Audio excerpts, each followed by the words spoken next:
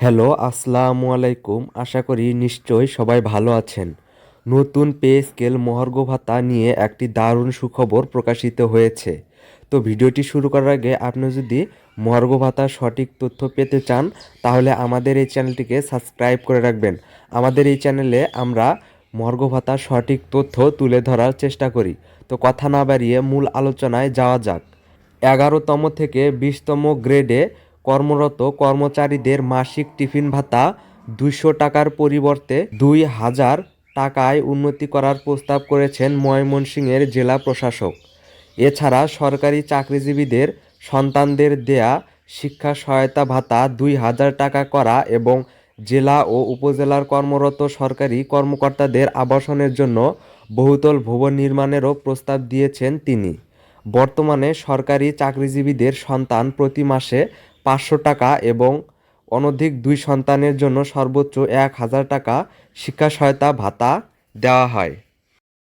ময়মনসিংহের জেলা প্রশাসক সরকারি কর্মকর্তা ও কর্মচারীদের দেয়া গৃহ নির্মাণ ঋণ সংক্রান্ত নীতিমালা সংশোধন ও ঋণের পরিমাণ বাড়ানোর প্রস্তাব করেছেন।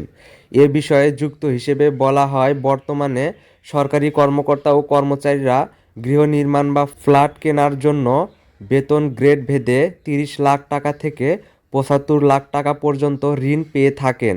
ঋণ গ্রহণকারী কর্মকর্তা কর্মচারীরা ঋণ গ্রহণের পর চাকরির বয়স কম হলে অধিক হারে ঋণের কিস্তি পরিশোধ করতে হয়, ফলে তার ওপর অতিরিক্ত চাপ সৃষ্টি হয়। এছাড়া সর্বোচ্চ 75 লাখ টাকা দেওয়া হয়, যা মানসম্মত গৃহ নির্মাণ বা ফ্ল্যাট কেনার ক্ষেত্রে অপ্রতুল।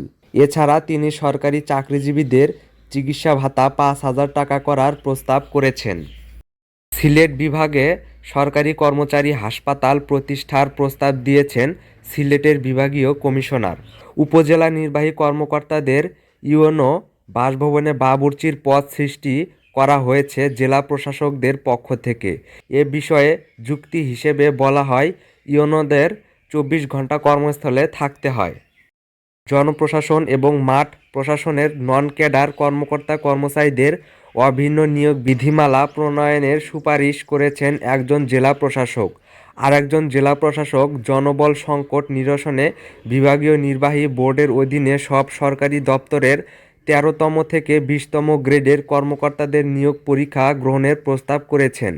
জেলা ও উপজেলা প্রশাসনের 9ম গ্রেডের একাধিক পদ সৃষ্টির প্রস্তাব করেছেন ঝিনাইদহের জেলা প্রশাসক।